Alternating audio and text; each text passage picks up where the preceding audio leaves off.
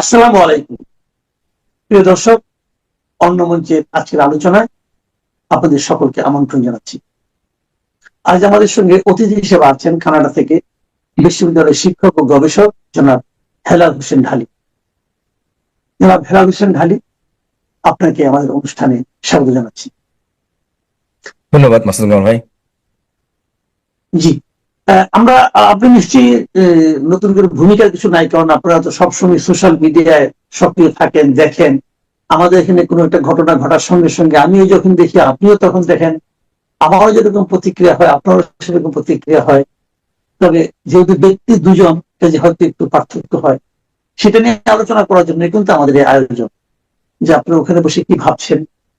আপনি জানবেন যে আমরা নির্বাচনের পথে অগ্রসর হচ্ছি।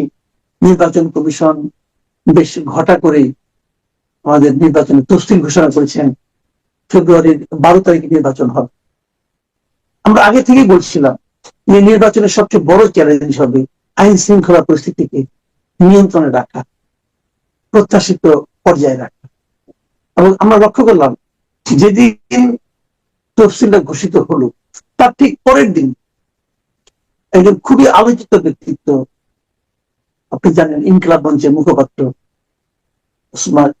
হাদির উপর একটা আক্রমণ হলো। এবং সেই আক্রমণের রেজাল্ট আমরা এখনো জানি না এই কারণে যে উনি এমন ভাবে হয়েছেন, আহত হয়েছে, ওনার জীবন আসলে জীবন মৃত্যুর সন্ধিক্ষণে আছে বলা যায়। ওনাকে নিবিড় পরিচর্যার মধ্যে রাখা হয়েছে। আলটিমেটলি উনি ফিরে আসবেন কিনা, আসলেও আগের মতো করে আসতে পারবেন কিনা, এসব নিয়ে নানা ধরনের কিন্তু কথাবার্তা হচ্ছে। কিন্তু সবচেয়ে বড় যে বিষয়টা সেটা হলো গিয়ে যে এই ওসমান হারুন যিনি আছেন হাদি, উনি কিন্তু ওনার বক্তব্য আপনি নিশ্চয়ই শুনেছেন, আমিও শুনেছি, আমার সঙ্গে ওনার বহুবার টকশোতে আমরা একসঙ্গে বসেছি। উনি একটু ওনার বক্তব্যে একটু অ্যারোগেন্সি আছে, একটু যখন বলার সময় অনেক সময় ভাষাও একটু কতটা হয়তো মানে আপনার পরিশীলিত হয় না। কিন্তু ওনার আবেগের মধ্যেও কিন্তু এক ধরনের, আমি মনে করি, ওনার একটা বিশ্বাসটা কাজ করেছে। উনি ওনার বিশ্বাস নিয়ে কথাগুলি বলেছেন। তো আমার প্রশ্নটা হলো যে যে সময়টার উপর অ্যাটাকটা হলো, যদি ওনার বক্তব্যের কারণে ওনার উপর অ্যাটাক হয়ে থাকে, তো সেটা তো আরো আগেই হতে পারে। ঠিক এই সময়টাই কেন, যখন নির্বাচনের তফসিল ঘোষণা করল, ঠিক তখনই বা কেন?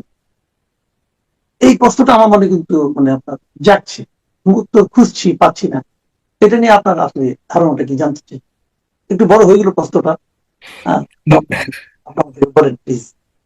না, এক হচ্ছে যে আহ, ধরেন এরকম রাজনৈতিক হত্যা প্রচেষ্টা বা হত্যা চেষ্টা আগেও হয়েছে। বা আমরা এটাও দেখেছি যে আম, এরকম বক্তব্য বা ভিন্ন বক্তব্য দীর্ঘদিন ধরেই আসছে। আপনার যে প্রশ্নটা যে কেন এখনই হলো, এবং যেটা নির্বাচনের তফসিল ঘোষণার পর দিনই, এবং নির্বাচনের তফসিল ঘোষণার পর দিনই এই ঘটনা ঘটার কারণে যে প্রশ্নটা সামনে আসছে, যে তাহলে এটা কি নির্বাচন কে প্রভাবিত করার জন্যই বা নির্বাচন বানচালের জন্যই, এরকম একটা প্রশ্ন আসছে। আরো কিছু প্রশ্ন আসছে যে নাকি নির্বাচনে যারা অংশ নিচ্ছে তাদের কোনো গোষ্ঠীর সুবিধা পাওয়ার জন্য। অর্থাৎ দুটো প্রশ্নই, একটা হচ্ছে যে নির্বাচন বাতিল করার কোনো প্রয়াস এর মধ্য দিয়ে দেখা যাচ্ছে কিনা, নাকি যে নির্বাচন হতে যাচ্ছে সেই নির্বাচনে যার যার অবস্থান আরো শক্ত করার জন্য হচ্ছে কিনা। তো দুটো বিষয়কে মাথায় রেখেই যদি আমরা আলোচনাটা প্রসারিত করি, প্রথমে যদি আমি ধরে নিই যে যেহেতু তফসিল ঘোষণা হয়েছে এবং নির্বাচন হবেই, ঠেকানো যাবে না, সেই জায়গায় আমি প্রথম ফোকাস করতে চাই যে তাহলে এই নির্বাচনে যারা অংশ নিচ্ছে তাদের বেনিফিটটাকে মাথায় নিয়ে আসছে অনেকে। কিন্তু সেই জায়গায় যদি আমরা দেখি যে বেনিফিট আসলে কারা, এবং সেখানে আমরা শুরুর দিকে বিএনপি এবং জামায়াত একে অপরকে দোষারোপের একটা চেষ্টা আমরা দেখছি। যেমন আমরা দেখেছি যে এখানে বিএনপির প্রভাবশালী যে প্রার্থী মির্জা আব্বাস, যেহেতু উনি প্রভাবশালী এবং দীর্ঘদিনের বর্ষিয়ান রাজনীতিবিদ, ওনার দিকে আঙুল তুলেছে কোনো কোনো গোষ্ঠী। উনি যখন দেখতে গিয়েছেন তখন ওনার বিরুদ্ধে মিছিল করেছেন। আবার আমরা দেখেছি যে এখান থেকে যে মূলত জামাত বা অন্য যারা প্রার্থী আছেন, সম্ভবত এনসিপিরও একজন প্রার্থী আছেন, তারা বেশি লাভবান হবেন এরকম আমরা অঙ্গুলি নির্দেশনাও দেখেছি। তো সেই জায়গা থেকে আমরা যদি দেখি যে আসলে কার এই হাদির হামলার কারণে আসলে, বা হাদি যদি নির্বাচন থেকে সরে যান, তাহলে কে বেশি লাভবান হবেন, তাহলে সেখানটায় একদিকে আমরা মনোনিবেশ করতে পারি, এটা হচ্ছে সেই আঞ্চলিক পর্যায় থেকে। দ্বিতীয় যেটা হচ্ছে যে জাতীয়ভাবে নির্বাচন হওয়ার হবেই এটা ধরে নিয়েও এই ঘটনার কারণে জাতীয়ভাবেও বা কারা লাভবান হবে, সেটাও যদি আমরা দেখি। তো আমার বিবেচনায় একটা বিষয় মনে হয়েছে যে হাদির উপরে হামলার কারণে বিএনপি কোনোভাবেই লাভবান হয় না আমার নিজস্ব বিশ্লেষণে। কারণ হচ্ছে যে একদিকে আঞ্চলিকভাবে যে আসনে নির্বাচন করছে, সেই আসনে বিএনপির যে প্রার্থী মির্জা আব্বাস, ওনার সম্পর্কে যেই সব অভিযোগ থাকুক না কেন, বিএনপির ভোট ব্যাংক নির্দিষ্ট। যেমন বিএনপির ভোট ব্যাংক কিন্তু আপনার ফ্লোটিং কম, বাংলাদেশ আওয়ামী লীগ বা বিএনপি এদের ভোট কিন্তু খুব বেশি মুভ করার সম্ভাবনা কম থাকে। তো সেই জায়গায় বিএনপির তো নির্দিষ্ট ভোট আছেই। তো তাহলে ধরেন যাদের ভোটগুলো বিভাজন হয়ে যায়, ধরেন আমি প্রার্থী হিসেবে হাদির কথা যদি আনি, যে হাদি যদি শক্ত প্রার্থী থাকে, সেখানে কাদের ভোটগুলো বিভাজন হয় বা কাদের ভোটগুলো স্প্লিটেড হয়, তারা এখান থেকে লাভবান হয়। তো সেখানে আমরা যদি দেখি যে আঞ্চলিকভাবে লাভবান কারা, সেটা যদি আমরা বিবেচনা করি, তাহলে আসলে এর থেকে কারা লাভবান হবেন আমরা একটা হিসাব বের করতে পারি। আর জাতীয় পর্যায়েও যদি আমরা দেখি যে এই মুহূর্তে নির্বাচনকে যদি এই ঘটনা প্রভাবিত করে, কারা বেশি সিম্প্যাথি পাবে এই ঘটনার পরে, তো সেই জায়গায়ও এখন পর্যন্ত মনে হচ্ছে যে এই ঘটনার পরে বিএনপি বেশি সিম্প্যাথি পাবে না। তো সেটাও একটা বিষয়। এখন আমি যদি ধরি যে দ্বিতীয় পর্যায়ে যে আচ্ছা নির্বাচন বানচাল সম্পৃক্ত, এখানে নির্বাচনের মধ্য থেকে কারা লাভবান হবে না হবে সেটা এক আলোচনা, সেটা আমরা বললাম। এখন নির্বাচন যারা বানচাল করতে চাচ্ছে, তাদের মধ্যে তাহলে এখানে কারা লাভবান হবে? এক্ষেত্রে নির্বাচন বানচাল যদি হয়, তাহলে একটা গোষ্ঠী দাবি করছে যে আওয়ামী লীগ লাভবান হবে। এই অর্থে আওয়ামী লীগ লাভবান হবে যে নির্বাচন যদি পেছানো যায়, আওয়ামী লীগের আন্তর্জাতিক এবং জাতীয় পর্যায়ে গ্রহণযোগ্যতা যেই 24 সালের আগস্টের পরে যেটা ছিল, আস্তে আস্তে তৈরি হচ্ছে। বর্তমান সরকারের ব্যর্থতা বা আন্তর্জাতিক পর্যায়ে গ্রহণযোগ্যতার অভাব এবং আওয়ামী লীগের নিজেদের অবস্থান তুলে ধরার মাধ্যমে তাদের গ্রহণযোগ্যতা আস্তে আস্তে বাড়ছে। তাহলে এক হিসেবে দেখা যাচ্ছে যে আওয়ামী লীগ হয়তো নির্বাচন যদি এই মুহূর্তে না হয়, একটু পরে আওয়ামী লীগের সম্ভাবনা আছে। আর দ্বিতীয়ত, নির্বাচন পেছালে এই মুহূর্তে যারা ক্ষমতা কাঠামোতে আছে তারা লাভবান হবে। এবং ক্ষমতা কাঠামোতে আপনার জামায়াত আছে, আপনার এনসিপি আছে, বিএনপি আছে, সবাই এক ধরনের মিশ্রণ। কিন্তু তার মধ্যে বিএনপি খুব জোরালোভাবেই নির্বাচন চাচ্ছে, কারণ বিএনপির মনে করছে যে এই মুহূর্তে নির্বাচন হলে তখন বিএনপি এককভাবে তারা ক্ষমতায় আসবে। সুতরাং নির্বাচন বানচালের প্রশ্নে আমরা বিএনপিকে দেখি না যে বিএনপি নির্বাচন বানচালের দিকে যাবে। বিএনপি এখন প্রধান লক্ষ্য নির্বাচন করাটাই। তো তাহলে বানচালের লক্ষ্যে আমরা দেখছি যে এখানেও আমরা সুনির্দিষ্ট করে দেখছি যে সব পক্ষেরই আসলে এক ধরনের সম্পৃক্ততা বা লাভবান হওয়ার সম্ভাবনা আছে, যার কারণে আমরা আসলে সুনির্দিষ্ট করে এক পক্ষকে দায়ী করতে পারি না। আর সর্বোপরি আরো যদি দেখি যে আর কারা লাভবান হবে, নির্বাচনের বাইরে গিয়ে যদি বলি যে যে এই মুহূর্তে আসলে কারা লাভবান হবে, যে নির্বাচন বানচাল নাকি নির্বাচন হবে, তার বাইরে গিয়েও যদি দেখি যে আসলে এই ধরনের রাজনৈতিক ঘটনাগুলো দেখেন যে সাধারণত আমাদের প্রচার মাধ্যম থেকে শুরু করে আমাদের রাজনৈতিক নেতৃত্ববৃন্দ বা যারা ক্ষমতায় আছেন, তারা বা আমরাও এই ধরনের ঘটনাগুলোকে এত সেন্সিটিভ ভাবে গ্রহণ করি যে অন্যান্য অনেক সাধারণ ঘটনা আমরা আসলে ইগনোর করি, অ্যাভয়েড করি। তো গত 15 মাসে বা 16 মাসে আওয়ামী লীগ সরকারের পরিবর্তনের পরে মানুষের মধ্যে যে আশা আকাঙ্ক্ষা ছিল পরিবর্তনের ইতিবাচক, সত্যিকার অর্থে যে সেগুলোর কিন্তু কোনো কিছুই আসলে বাস্তবে আমরা বাস্তবায়ন দেখিনি। এখন অনেকে প্রশ্ন করছে যে হয়তো 15 মাসে সেটা সম্ভব না, কিন্তু যেটাই হোক না কেন মানুষের তো আশা আকাঙ্ক্ষা থাকে, সে আশা আকাঙ্ক্ষার বাস্তবায়ন আমরা দেখিনি। তো সেক্ষেত্রে এরকম একটা ঘটনা হয়তো সেই ব্যর্থতাকে অনেক সময় আড়াল করতেও সহায়তা করে। আর অনেকে আরেকটা বিষয় বলছেন যে নির্বাচন যতটা সুষ্ঠু পরিবেশে হবে আশা করা হচ্ছিল বা অনেকটা আনন্দমুখর পরিবেশে হবে, এই ঘটনা তার জন্য একটা আঘাত বা একটা নির্দেশনা যে বা একটা নির্দেশ করছে যে সেরকম হবে না। বরং কিন্তু আমার কাছে কখনোই মনে হয় নাই শুরু থেকে যে নির্বাচন হলেও সেটা যে সুষ্ঠু এবং শান্তিপূর্ণভাবে হবে, কেননা যে কোনো কিছু তো কারণ যে কোনো কিছু তো হঠাৎ করে তৈরি হয় না। যেমন আইন শৃঙ্খলা পরিস্থিতির অবনতি এমন না যে নির্বাচনের তফসিল ঘোষণার পরে অবনতি হয়েছে। আমরা শুরু থেকেই দেখেছি যে আমরা যেই রাজনৈতিক সংস্কৃতির কথা আমি একটু পরে আসছি, কিন্তু তার আগে আমি যদি বলি যে আইন শৃঙ্খলা পরিস্থিতির যে অবনতি দেখেছি, আপনি তো সেদিন কে যেন বলছিল যে আম, যে বিষয়টা তো আপনি আলাদিনের চারাগের মতো একদিনে পরিবর্তন করতে পারবেন না।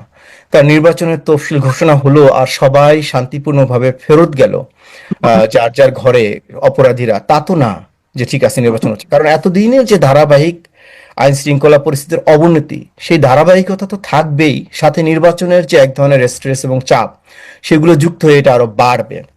2008-এর যে সরকার আমরা দেখি যে তখন যে নির্বাচনটা হয়েছিল, তখন কিন্তু আপনার একটা রাজনৈতিক আম, সংঘাত ছাড়া তৎকালীন সরকারের বিরুদ্ধে আইন শৃঙ্খলা পরিস্থিতির তেমন অবনতি আমরা দেখি নাই।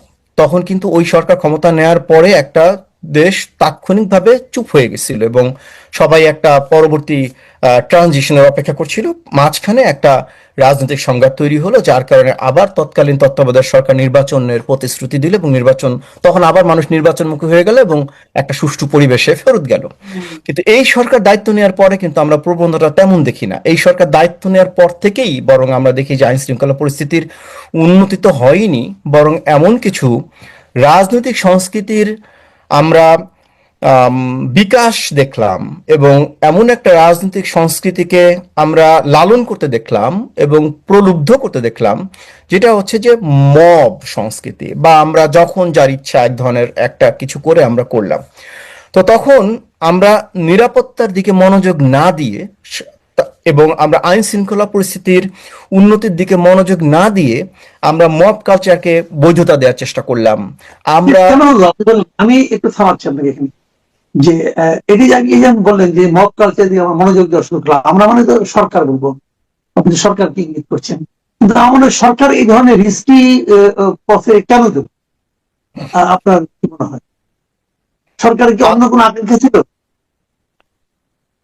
আমি বলবো যে সরকার আকাঙ্ক্ষা বলতে সরকার তখন যেই পরিবর্তিত পরিস্থিতির উপর ভর করে ক্ষমতায় গেল, সরকারের আসলে ওই সিচুয়েশনটার নিয়ন্ত্রণই কখনো নিতে পারেনি।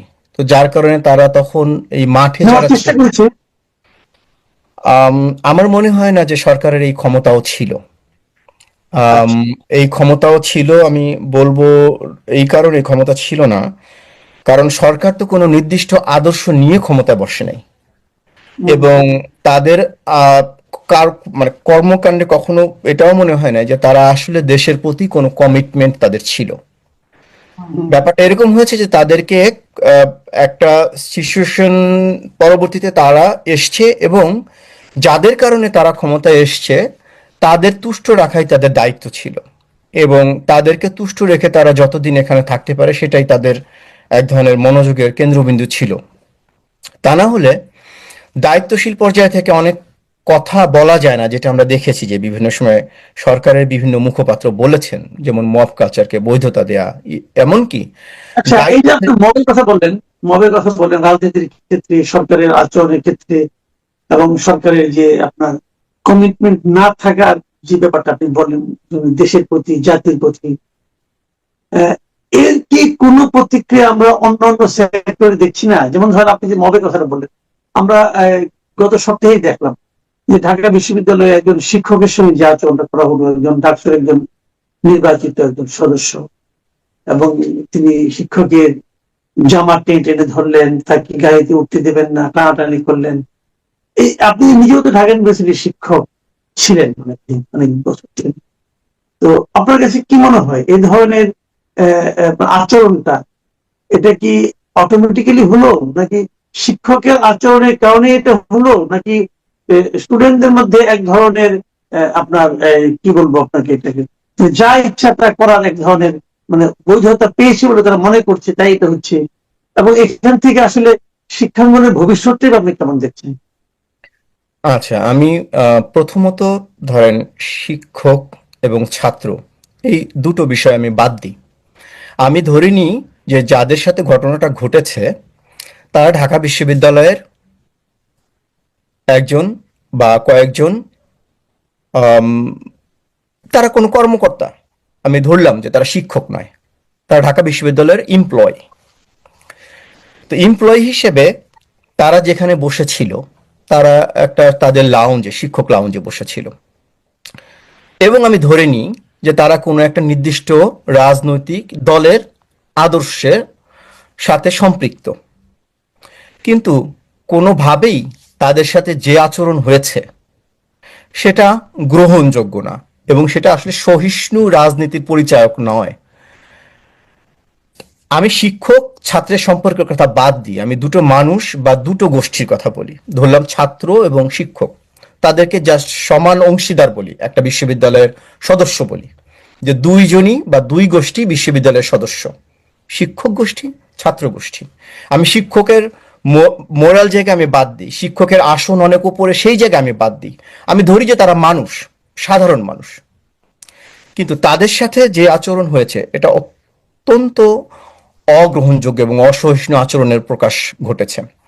কারণ যদি তারা কোনো অন্যায় করে থাকেন, তাদের বিরুদ্ধে প্রাতিষ্ঠানিক যে ব্যবস্থা নেয়ার ব্যবস্থা আছে, তাদের বিরুদ্ধে আইনগত ব্যবস্থা নেয়ার ব্যবস্থা আছে, তারা দেশেই অবস্থান করছেন এবং তারা এখন পর্যন্ত তাদের বিশ্ববিদ্যালয়ের পরিচয়েই অবস্থান করছেন।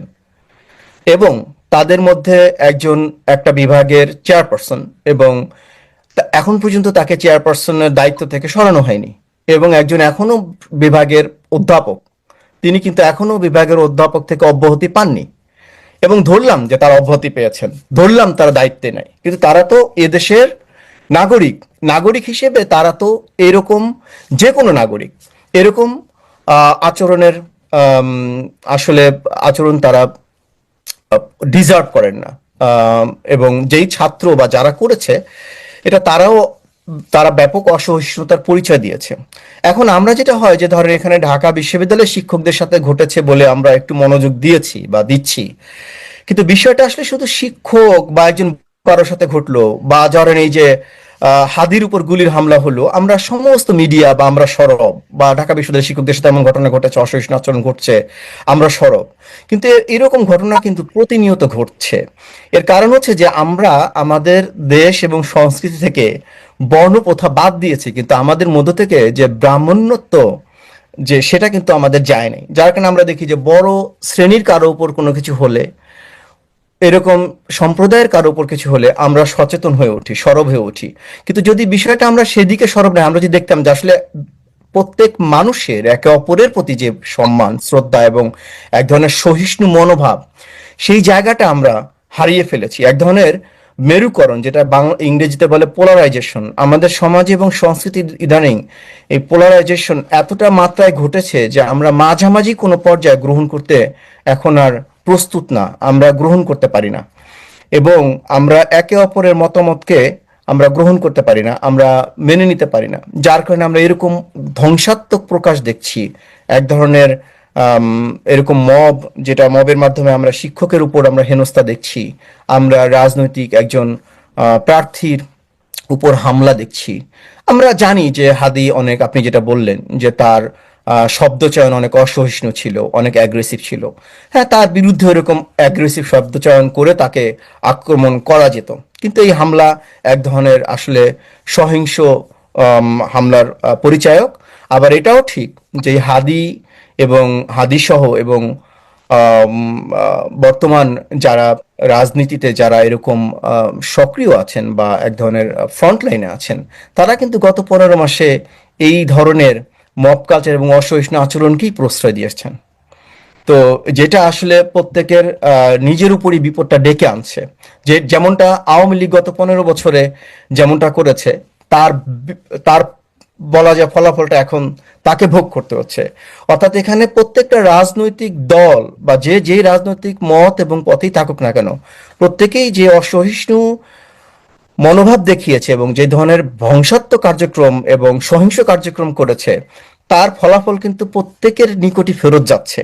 তো এটা এই পরিবর্তনের পরে একটু থমকে গিয়ে নিজেরা রিফ্লেক্ট করে কিন্তু এই পরিবর্তনটা ঘটানো যেত, কিন্তু আমরা দেখেছি সেই প্রতিহিংসার রাজনীতি, সেই অসহিষ্ণুতার চর্চা, সেই মানুষকে থমকে দেওয়ার চর্চা। তো তার ফলাফল তো আসবেই। যেমনটা আওয়ামী লীগের উপর ফেরত গেছে, তেমনটা এদের উপরও ফেরত আসবে। এবং এটা তো হাদি জানতোই, যে হাদি বিভিন্ন সময় বলেছে যে আমার উপর আক্রমণ আসবে, কারণ হাদি জানতো যে সেও কিন্তু সেই অসহিষ্ণুতার চর্চা চালিয়ে গেছে বা এখন যারা আছে। এবং আপনি দোষারোপের রাজনীতিও কিন্তু এখন চলছে। দেখেন যে আমরা চিহ্নিত হওয়ার আগেই কিন্তু একে অপরকে দোষারোপ করলাম, যেটা আগেও ঘটেছে। যে একটা ঘটনা ঘটার পরেই সেই আমাদের রবীন্দ্রনাথ কবিতার মধ্যে যে কেষ্টা বেটাই চোর, আওয়ামী লীগের সময়ও দেখা গেছে যে কিছু ঘটনা ঘটার পরেই জামাত বিএনপি করেছে অপরাধীকে চিহ্নিত করার আগেই। আবার এখনো আমরা দেখছি কিছু হলেই আগে সে আওয়ামী লীগকে এখন বলা হচ্ছে। অথচ যদি সেই দিকে না গিয়ে প্রথমে অপরাধীকে কেন, কে তাকে হুকুম দিয়েছে, কার সাথে তার সম্পৃক্ততা ছিল, এই যদি অপরাধীর দিকে আমরা ফোকাস করতাম, তাহলে হয়তো আমরা আসলে প্রকৃতভাবেই এই সমস্যার উত্তরণ, সমস্যা থেকে আমরা আসলে মুক্তি পেতাম। আমরা একটু রাজনীতির বাইরে আসি। আপনি জানেন গত দুদিনে এই দেশে একটা ঘটনা ঘটেছে, যে খুবই মর্মান্তিক বলে আমাদের কাছে মনে হয়েছে। এই রাজশাহীর তানোরে একটা ছোট্ট শিশু একটা গর্তের মধ্যে পড়ে গিয়েছিল, এবং গর্তটা মানে কি মানুষেরই তৈরি গর্ত। তো তাকে উদ্ধার করা যায় না, তো 32 ঘন্টা চেষ্টার পর তাকে উদ্ধার করা গিয়েছে, এবং ততক্ষণে সে তখনও জীবিত ছিল, কিন্তু হাসপাতালে নেওয়ার পর সে মারাই গিয়েছে। শিশুর সাজিদের কথা বলছি আমি। তো এই ধরনের ঘটনা কিন্তু সারা দুনিয়াতে মানে অনেক ঘটে, অনেক ঘটে, এবং এটা নিয়ে অনেক মুভিও হয়েছে। আমি নিজে একটা মুভি দেখেছি, মালায়ালাম একটা মুভি ছিল আরাম নামে, নয়নতারা অভিনয় করেছিল। সেখানে ধরে একটা বাচ্চা পড়ে গিয়েছিল একটা বড় ডিপ টিউবওয়েলের গর্তে, এবং তাকে কে উদ্ধার করা হয় কি সময়, খুবই চমৎকার মুভি, অনেকে দেখতে পারেন। তো এখানে আমরা পারিনি, ওটার শেষটা ভালো ছিল, এটা শেষটা মিলনাত্মক ছিল না। তো এই ঘটনাটা আমাদের প্রশাসনিক, আমাদের সামাজিক, আমাদের রাষ্ট্রীয় যে চেহারাটা আপনার সামনে তুলে ধরে, সেটা আপনাকে মানে কিভাবে প্রভাবিত করে, যদি একটু দেখুন, ছোট করে বলেন। জি আমি অবশ্যই বলবো। দেখুন যে এই ঘটনাটি অবশ্যই আমাকে খুবই প্রভাবিত করেছে। আমার নিজেরও সন্তান আছে এবং আমি আসলে 2 দিন ধরেই খেয়াল করছিলাম যে ওর উদ্ধারের কি হয়। আপনি বলেছেন যে বিভিন্ন দেশে ঘটে, বিভিন্ন দেশে ঘটে, যেমন কয়েকদিন আগে এখানেও কানাডা মন্ট্রিয়লে একটা 13 বছরের মেয়ে স্কুল বাস থেকে নেমে, যেই স্কুল বাস থেকে নেমেছে সেই স্কুল বাসের আঘাতেই সে মারা গেছে। কিন্তু আমি দেখবো যে পরবর্তী কর্মকাণ্ডগুলো কি, অ্যাকশনগুলো কি, দায়িত্বগুলো কি। আমাদের যেটা হয় যে আমরা কিন্তু বরাবরই একটা দায়িত্বহীনতার পরিচয় দিই। এখানে যেরকম এর পরবর্তীতেই কিন্তু এক ধরনের অ্যাকশন নেওয়া হয়েছে, ড্রাইভারদেরকে ডাকা হয়েছে কি কি করা যায়, কিভাবে এটা ঠেকানো যেত এবং যাতে পরবর্তীতে কম হয়। কিন্তু আমাদের এখানে দেখেন যে এরকম কিন্তু সারা দেশেই কিন্তু এরকম বহু গর্ত এবং পাইপ পুঁতে রাখা আছে। আমি এখন পর্যন্ত শুনিনি, আমি জানি না আপনি শুনেছেন কিনা, যে সরকারের পক্ষ থেকে কোনো তদন্ত কমিটি গঠন করা হয়েছে বা কোনো কমিটি করা হয়েছে যারা খুঁজে বের করবে এরকম কতগুলো পাইপ আছে। 2016 বা 15 সালে এরকম আরেকটা ঘটেছিল খিলগাঁয়ে। তো আমরা দেখিনি যে এরকম কোনো উদ্যোগ বা তৎপরতা, বা এখনো দেখছি না যে ঠিক আছে এরকম কোনো কমিটি করে দেওয়া হয়েছে যারা এই গর্তগুলো খুঁজে বের করবে, বা এরকম মানে পাইপ যে লাগানো আছে এগুলো খুঁজে বের করবে, এগুলো বন্ধের ব্যবস্থা করবে, এবং যারা যারা এরকম দায়িত্বহীনতার পরিচয় দিয়েছে, অর্থাৎ যারা যারা এই পাইপগুলো লাগানোর সাথে সম্পৃক্ত ছিল, তাদের শাস্তির কোনো আমি এখন পর্যন্ত কোনো উদ্যোগ দেখিনি। তো এটা হচ্ছে যে খারাপ লাগা, দুর্ঘটনা ঘটে, কিন্তু আমার প্রশ্ন হচ্ছে যে সেই দুর্ঘটনা নিরসনে আমরা কি উদ্যোগ নিলাম। একটা, এই যে আমরা যেটা বললাম যে ব্রাহ্মণত্ববাদ থেকে আমরা বের হয়ে আসতে পারিনি, যে অর্থাৎ একটা উচ্চ পর্যায়ের কারো শিক্ষা, মানে আমি বলি যে রাজনৈতিকভাবে কারো কোনো মানে দুর্ঘটনা ঘটলে আমরা যতটা মনোযোগী হই, ঠিক ততটা আমরা কিন্তু সাধারণ মানুষের ক্ষেত্রে হই না। যার কারণে এই ঘটনাগুলো প্রতিনিয়ত ঘটে যাচ্ছে এবং আমাদের মনোযোগও, সাধারণ মানুষের মনোযোগও এমন ভাবে আমরা ঠিক এই রাজনীতিক রাজনৈতিক পালাবদলের উপর আমরা এতটা নিবন্ধ থাকি যে আমাদের এই সাধারণ বিষয়গুলো আমাদের মাথা থেকে হারিয়ে যায়, আর এই সাধারণ মানুষের অধিকারগুলো আর আদায় হয় না, বা তাদের স্বাভাবিকভাবে বেঁচে থাকার নিশ্চয়তাগুলো নিশ্চিত করা হয় না। এই সাজিদ কিন্তু প্রস্তুত ছিল না মৃত্যুর জন্য। হাদি প্রস্তুত ছিল। হাদি জানতো যে সে যে রাস্তায় নেমেছে সে মারা যাবে। সুতরাং আমি যে প্রস্তুত, আমি তার নিরাপত্তা তো আমি দিলামই না, কিন্তু যে প্রস্তুত না তার নিরাপত্তাটা তো আমার ভাবার দরকার ছিল আরো বেশি। যে না, আমি তো সাধারণভাবে একটা শান্তিপূর্ণ জীবন যাপন করতে চেয়েছিলাম। আমি আমার একটা সুস্থ স্বাভাবিক মানুষ হিসেবে আমার যে বাঁচার অধিকার, সেই অধিকারটা আমি নিশ্চিত করতে চেয়েছিলাম।